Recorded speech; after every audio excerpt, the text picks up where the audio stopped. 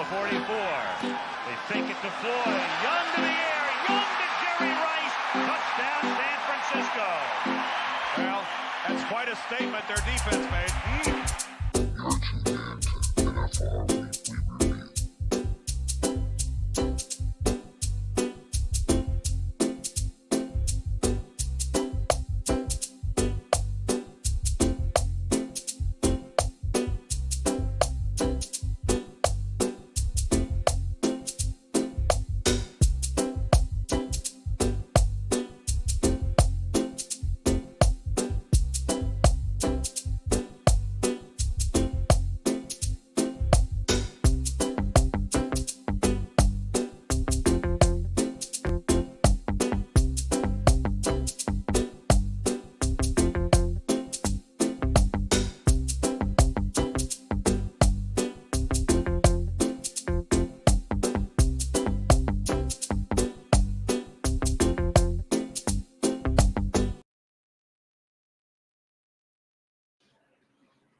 Talofa Faithful, how's everybody doing? Captain Niner coming to you with a weekend, well, I guess it's kind of a weekend review show.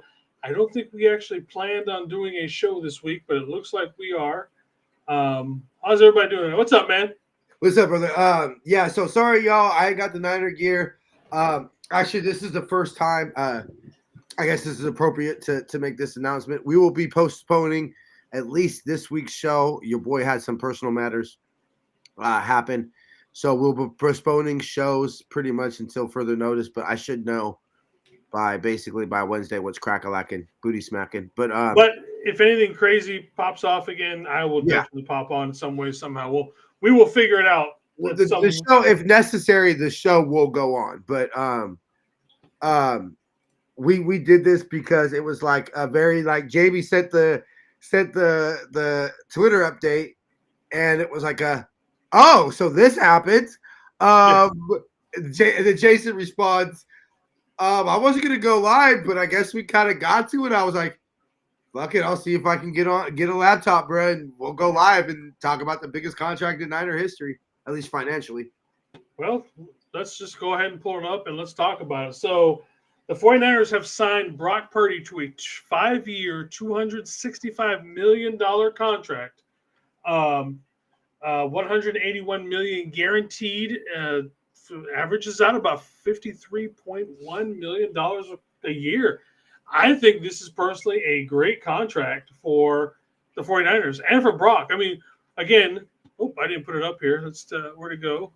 Talk about going from Mr. Irrelevant to a $53 million a year franchise quarterback. I mean, of all the great stories in sports, this has got to be one of the best ones of all time, doesn't it? Literally going from nothing to the man. Look, if we had won Super Bowl 58, they're making a movie already about this. Oh, for sure, 100%. That movie is probably who would play Brock? Let's see. That'd be kind of good to talk about in the offseason. Like who would play Kyle? You know who I could see playing Kyle? I forget his name, but the all right. Oh, Owens? No. Oh shit. Michael McConaughey. Yeah, McConaughey. Yeah. Speaking of that, have you seen the movie where it's John Madden and Al Davis? Yeah. Dude, Miss Veronica had sent me an Instagram message about that. We'll probably see her pop it in and say hi in a second. She showed me an Instagram post about it. Obviously, we all know about the series that the AMC's coming out next year about the Niners. She sent me that, but everybody knows about that. And then she sent me, I guess Nicolas Cage was spotted coming out of he's dead fucking on. Like he looks like John Madden, bro. Like that shit, or Al Davis. That shit was crazy. Like I ain't gonna lie. Al Davis, Christian Bale's a little bit iffy on the Al Davis part. But I'm like, all right, I believe it. But man, fucking Nicolas Cage as Cage is Madden. I was just like, whoa, that's creepy as fuck. But anyways, no, I'm not gonna lie. Look, we all, I remember seeing a post one time that said, tell me I could tell a lot about somebody from where they recognize Tim Curry from, and that's obviously something and everything like that. But you could tell a lot by a person from where they recognize. What was I going to say? I totally lost we lost Jason for a second. That's what totally threw me off. Anyway, so he'll come back on and we'll get him on in a second. But yeah, I mean, I told Jason when we were in the green room, I said, Jason, if I would have told you, when we did the end of the season review for last year, you know what? Let me go ahead and see if I can turn this for y'all and get the sun out of y'all's eyes for a second. Maybe that's gonna be better. So I had he's back. I was struggling without you for a second, bro. Fuck this computer. I really hate my fucking PC right now, so I'm just on my phone. Hey, fuck it. Do what you gotta do. We'll keep it short tonight. But yeah, definitely. Look, we all know, depending on your age generation, if you're a 70s baby or grew up in the 70s or were a teenager in the 70s or whatever, you obviously know him as a head coach of the Raiders. I know him as a commentator. I mean, I was telling Miss Veronica, I was like, I closed my eyes and I could still hear Pat Summerall's call of the catch two. And touch, and John Madden with his boom, and everything like that. Like, well, what you want to do is you got 4 downs to go 5 yards right here, and look, I don't care what person is this. John Madden is forever the king of the teleprompter. Oh yeah, no doubt. Look who you are. John Madden is forever the king of the teleprompter. I remember. I remember the craziest shit. Exactly. He's gonna go here, and then boom, right here, and then he's gonna go here. Boom! The next touchdown right there. I'm like, what, dude? It looks like a 3-year-old just scribbled on here, man. You're gonna make me spit up, bro. Anyway, I remember the day that Jerry retired, right? And I was sitting in my foster brother's room. It was me, Nige, and Gio. And we're watching the ESPN. They obviously had Jerry's press conference live and everything like that. And we're literally watching Jerry retire. And at that moment, it hit me that one day I was going to have a kid. And my kid's going to never know what it was like to see number 80 on the field. And now we're of the age, Jason, that a lot of the football watching public, maybe even, I wouldn't say majority of the show, because I believe our demographics are around our age, maybe slightly younger. For the most part, I think it's our age. Yeah, maybe slightly younger on our demographics. But there are definitely, when we have media on the show, he obviously brings a younger demographic. There are people who are going to watch this show that do not know what it was like to have John Madden call a game. And that is sad. That is sad. That breaks my heart, bro. That breaks my heart, because I will definitely say John Madden maybe had a small part, but I mean, as a color commentator, how much of a part can you have in somebody loving football? But John Madden definitely played a part in me loving football. Oh yeah, he definitely made it better. Yeah, he did. Anyway, so like I was telling him before when you went off real quick, Brett, if I would have told you, and we talked about this a little bit in the green room, if I would have told you in January that we'd be sitting here May what, 16th? 16th. May 16th, we would have Kittle signed, we would have Brock signed, and we would have our first round pick signed. And a 4th, 5th. What? CJ West signed too. I just saw Malik Williams. I didn't see anybody else. Yeah, CJ West signed. Sweet. I asked you this question off air, and I'm going to ask you on air. What's the difference between the Niners, who literally we were questioning whether Nick Bosa was going to be ready to get on that flight to Pittsburgh for week 1 in 23? And let's be real, he wasn't ready. He just played because he's Nick Bosa. You know, Yeah. but he was not ready to play a game. It took him a second to get ready. So how do we go from that to literally it's not even mandatory mini camp? And all the priorities we set this team for in the offseason. Sign George, extend Kittlecorn. I'm going to give them credit on the Dre part because they did everything possible in their human power, including personally flying out to Texas to meet with him. You know? That was him. He had his mind made up of that. And ultimately offered him a contract with more money. Yeah. So I'm not going to fault them. They did everything in their power to re-sign Dre Greenlaw. You know, they did. That's not their fault. Dre just wasn't going to re-sign here.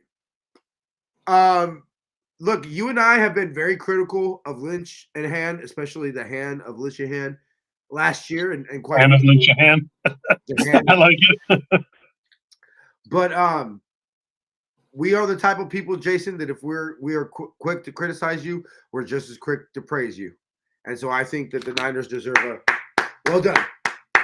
Well done. Mission accomplished. I think that the vibe. What's the distraction this offseason?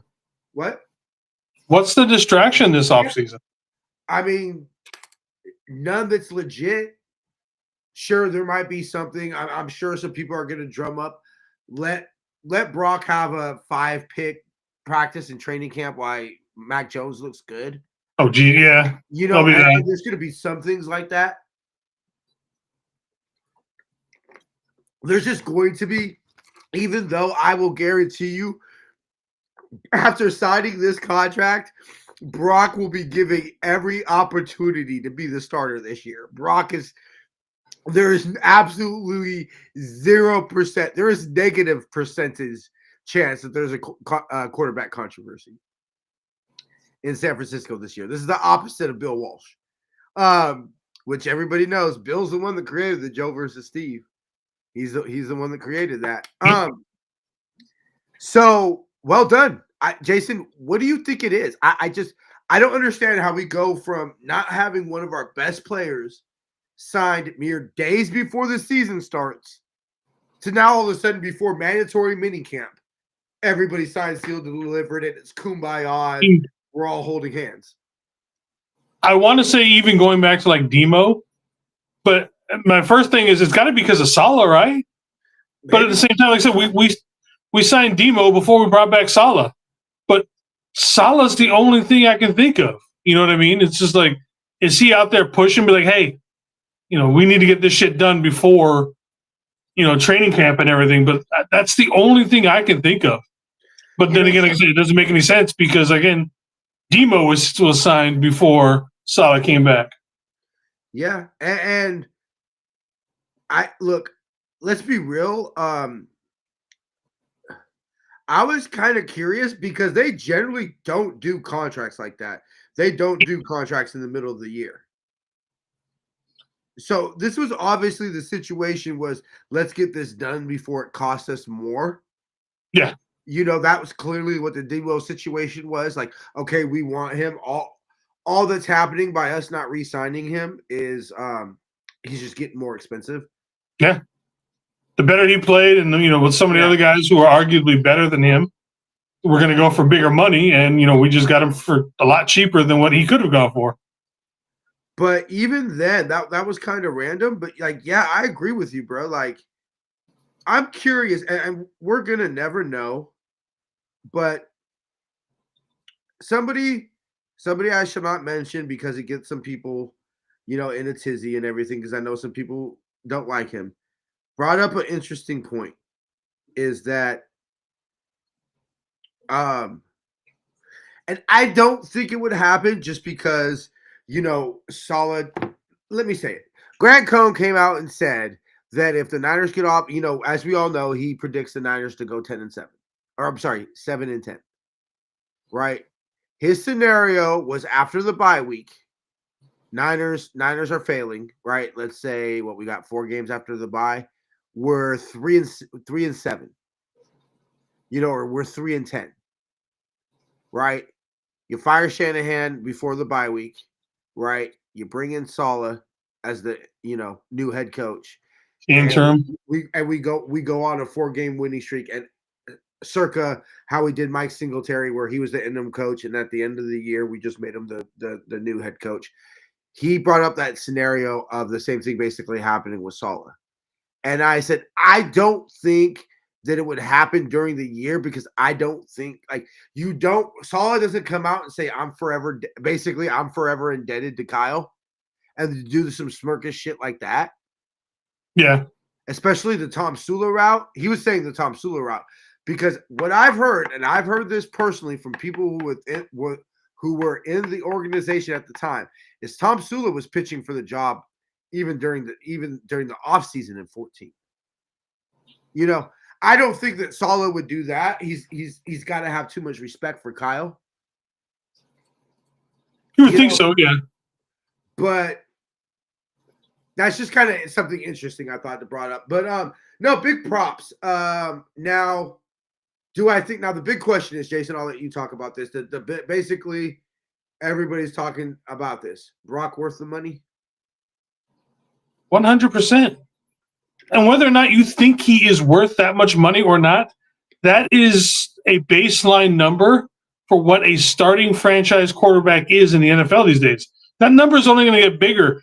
If we had waited another year and he has another year, remember, he put up some pretty good stats last year. Yeah.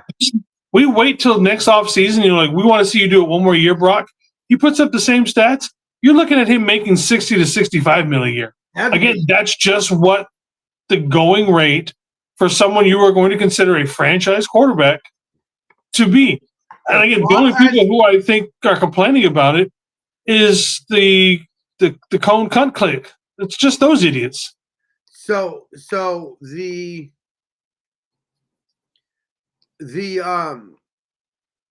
if he has a season like he did in 23, maybe slightly less, because I personally think that Brock's 23 is going to be Brock's career high, just because like quarterbacks don't have years like that every year. True. Shit, that was one of the best. Like Joe Montana may have only had like 1 or 2 years, like the years that Brock had in 23. And that's the fucking GOAT, bruh. Okay, like, you know, if Joe Montana only had years, maybe at most a handful of years where Joe was at the level that Brock was consistently week in and week out, minus a few games in 23. And let's not forget, walked off the field 3 different times in the fourth quarter and overtime with the lead in the Super Bowl. What people are going to complain about is they're going to think it's going to hinder the Niners. I'd be curious to see what the money's like. You know, the only people I've seen complaining are the Cone cunt clique. That's it. Everybody else is good with this. It's just Grant Cone and his fuck-twat group of people. Other than that, everybody else is good with this contract. Yeah, I don't, because my question is, Jason, is okay. I have 2 separate questions for you. Let's say we traded Brock, or Brock doesn't exist. Brock retires, or whatever, right? 2 questions. Do you trust this organization, this regime, to draft another franchise level quarterback? I mean, it all depends on where you fall in the draft, honestly. I mean, okay, fine, but we're we've got the Maple Missile on our roster, so yeah, we're good. We got the Maple Missile. No, that's Roick's nickname. He's the Maple Missile. The Maple Missile. But yeah, no. If we trade, you know, I don't trust them, just because I don't trust most franchises to pick franchise quarterbacks. Because guess what? Most franchises don't have franchise quarterbacks. Yeah. That's one of the reasons why they get paid the way they do. It's because quarterbacks like Brock Purdy, like Josh Allen, like Patrick Mahomes, like all these other quarterbacks, you know, they don't grow on trees, because you just can't go draft them every year. Yeah. Like, I think part of the problem is not that the Niners traded up to 3, not that the Niners were trying to reset the quarterback room with the rookie contract. No, I completely agree with all those things. I could see the argument for moving on for Jimmy. Jimmy was rocking medic. Look, not his fault, but there was reasons to move on from Jimmy after 21. So I'm not mad. I just think they've chose the wrong year to do it. You feel me? Could be. So, number one, so no, I don't believe that they're going to go draft a quarterback. And question number two, what's a better option? No, I don't want hopes and dreams. I don't want ideas.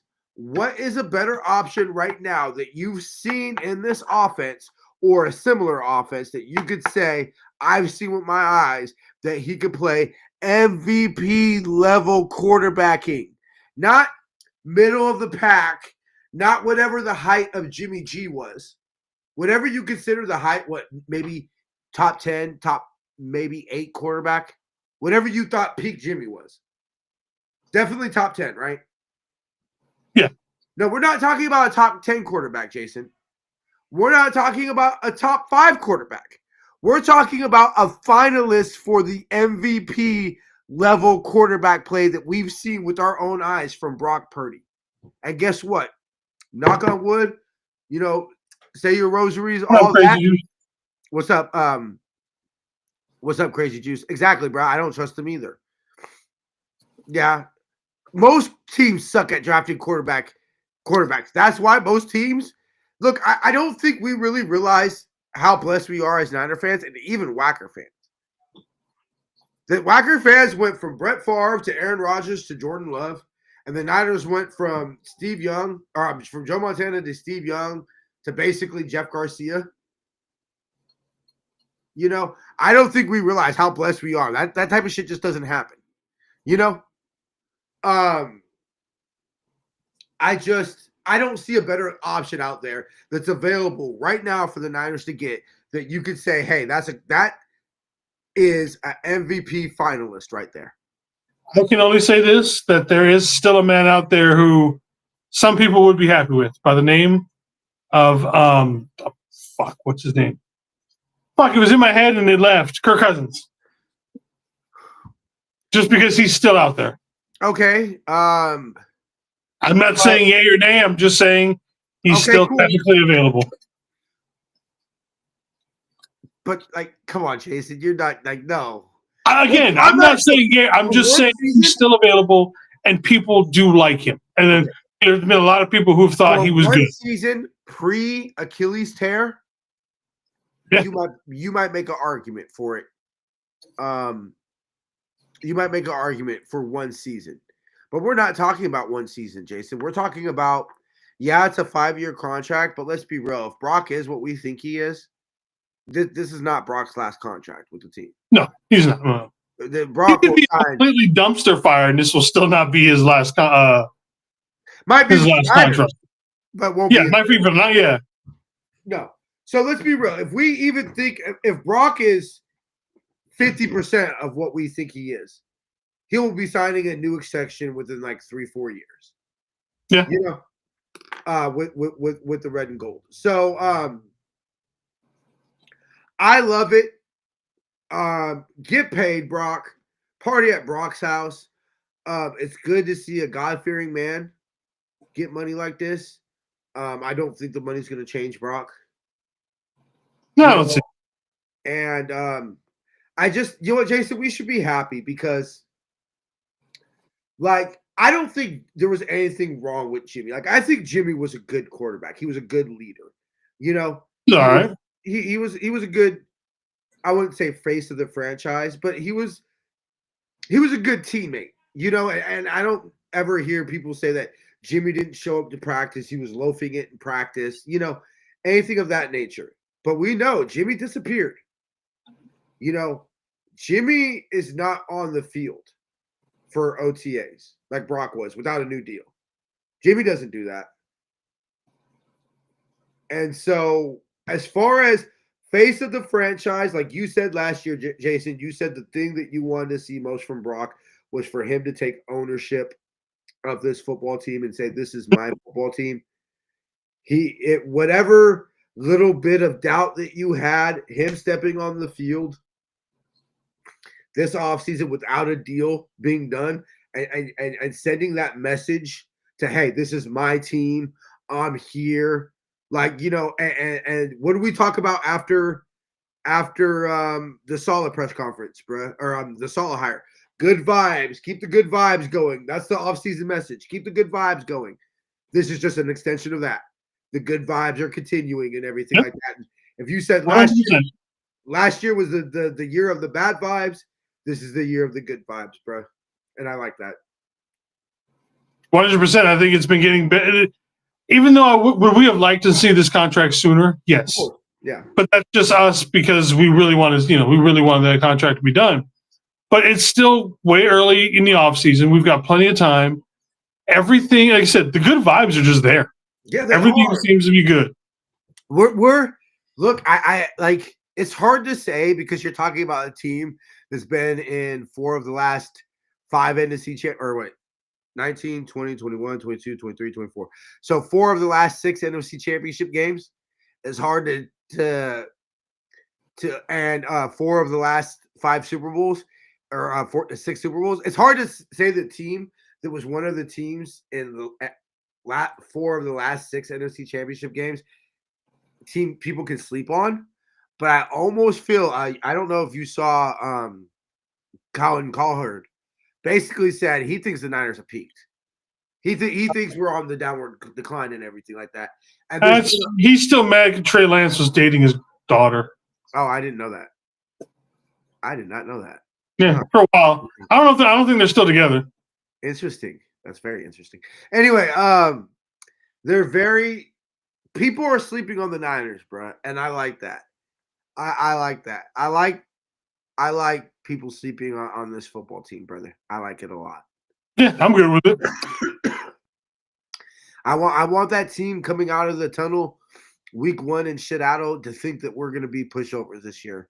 You know what I'm saying? I want nothing more to smack. You can see everybody up here is saying they're trying to make fun of it. The 12s are happy that the Niners signed Purdy to a long-term. Oh yeah. You mean the quarterback that only lost once to him? You mean that quarterback, right?